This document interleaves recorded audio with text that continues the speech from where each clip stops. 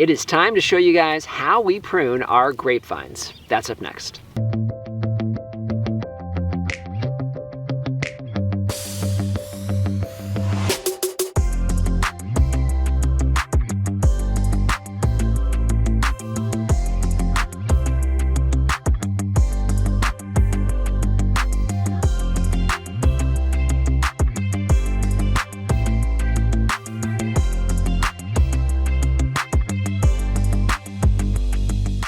Hello everyone, this is Dwayne with Edge of Nowhere Farm, and we're coming to you here in February. Now if you guys have been following us along, you know that we have over 180 fruiting trees, vines, and shrubs, and one of the things we love growing here are grapes. We've been growing grapes here in the desert for about 10 years now, and we've learned a lot in that time. So one of the things that's wonderful about grapes, they do fantastic for us here in the desert. We have that long growing season, that intense heat, and it's exactly what grapes need in order to ripen well. The front side of that is making sure that we're pruning correctly in order to get the maximum amount of production. So today we're going to be showing you the two different pruning styles that we use, spur pruning and cane pruning, the differences between the two, and when to use them.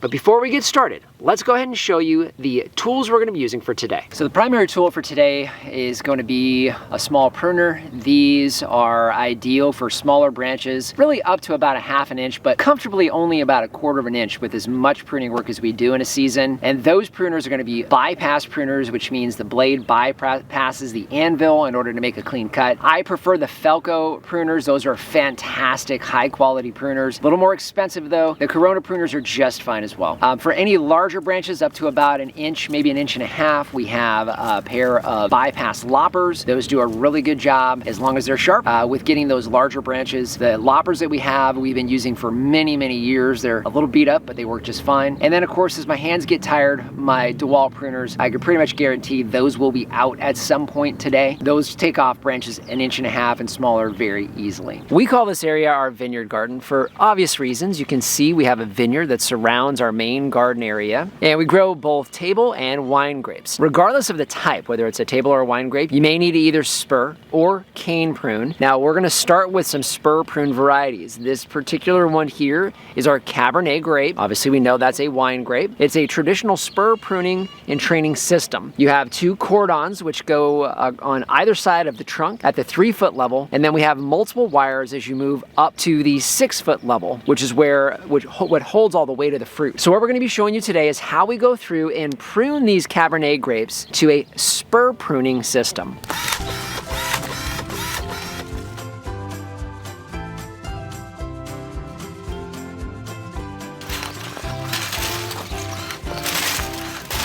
So I should mention, these vines are going into their 4th year of production, so we really should start getting peak production at this point. Now with your spur pruning, obviously we're cutting back on the cordon, so you can see we just went through and basically cut most of the major vines off. So we're dealing with just the spurs themselves. Now we're going to be looking for a couple of things. Number one, we want to have fairly even spaced spurs as they're coming up. Any of the vines that we're going to be replacing, so any spurs we're going to be replacing, we want to be looking for these vines that are at least a pencil in diameter, because then we know they're viable for the following season. And we're looking for shoots that are fairly straight up. So I'm going to go ahead and go through and decide which one of these are going to be my spurs for this year.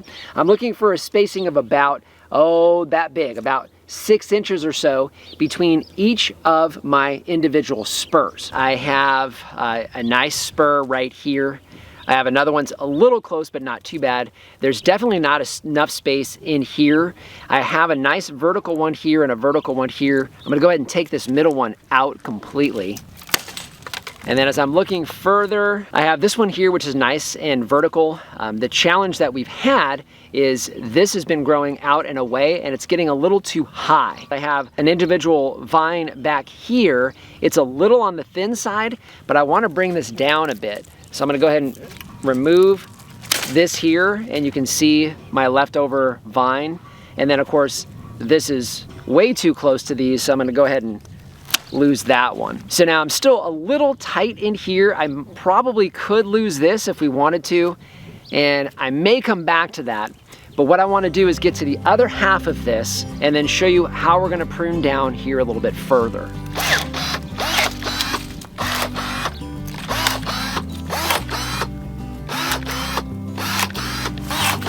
The key is we're looking for a vertical spur here, or vine.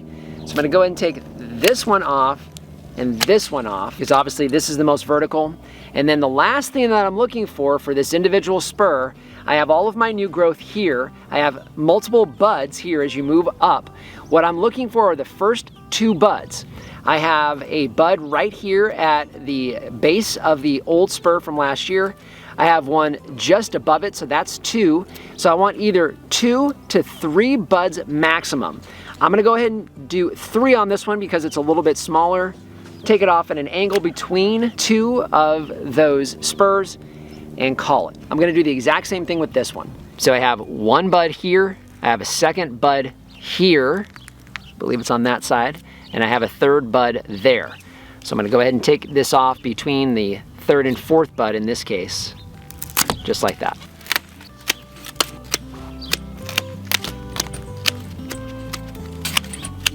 All right, so to give you an idea of what this looks like when it's done, you're gonna take off almost all of the growth from last year on a spur pruned vine. Key things here, you wanna have a good amount of spacing between each one of your spurs, vertical shoots that are coming out, and then you're gonna cut everything back to 2, 3 buds maximum. So we have several more of these to go. If anything unusual pops up, we'll show you the details.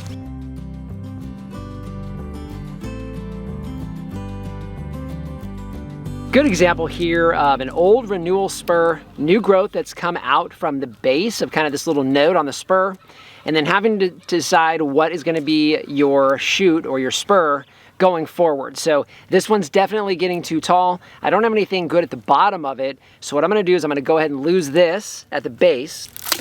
This one is definitely more vertical, but it's a little on the skinny side and it's dead. So this top part of it's dead, so I'm not trusting that. So I'm gonna turn this one into my new spur. So I lose this little guy here, he's gone, little one in the back. And then I have 1, 2, a 3rd bud up here, which is way too high, so I'm gonna keep it at 2. And that is my new spur. So we have our Cabernet grapes done for this season. We'll give you a quick before and after, give you an idea of what these rows of vines look like. You can really see just how much material comes off of these vines every single pruning season. So one other thing you want to keep in mind is you do want to balance both sides of your vine. So we have 2 cordons going out. You want to have this about the same number of spurs on each side, at least as best you can. You don't want to have 7 or 8 on one side and 2 on another. You know, maybe 3 or 4 on one side, 3 or 4 on another would really be ideal. For the most part, we have that with 1 or 2 exceptions. All right, spur pruning is done. Now what we want to do is show you guys how we cane prune certain varieties here on the farm. The vines you see behind me here are our Thompson grapes. It's a fantastic variety for us here in Arizona.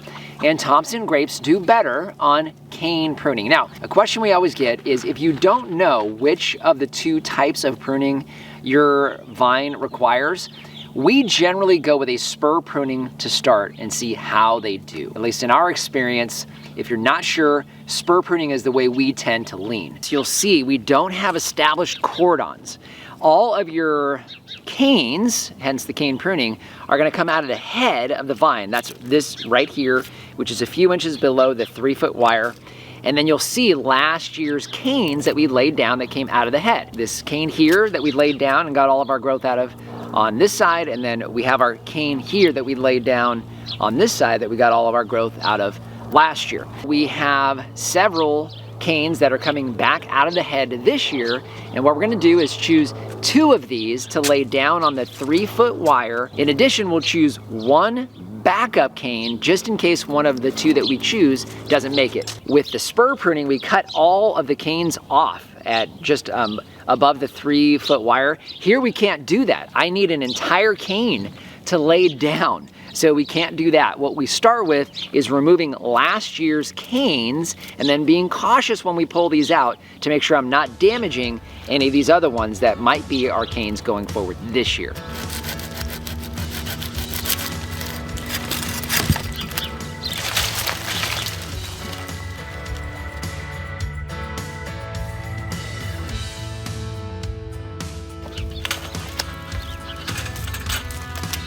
The ideal size on these canes is at least a pencil in diameter, obviously close to the wire. This cane here and this cane here are gonna be our 2 canes for this year, pretty straightforward.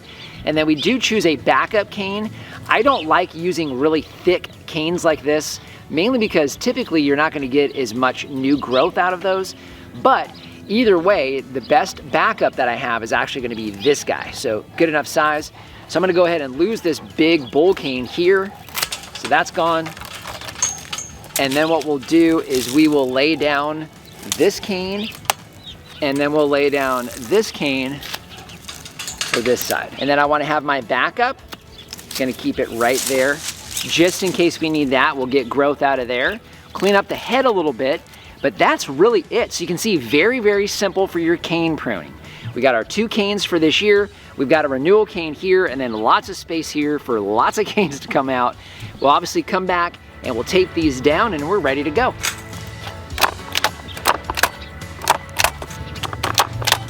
Simple, have that completed. You can see this row, give you guys a before and after. It's amazing how much material has to come off of these grapevines every single year, and it just grows right on back.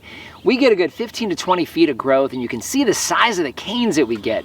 That long growing season makes all the difference. Give us an idea of what you do for your grapevines. You know, what kind of trellising system do you use? How do you prune your grapevines? Is it something different from this? We'd love to see those in the comment section down below. So just want to thank you for joining us today. If you haven't done so already, subscribe to the channel.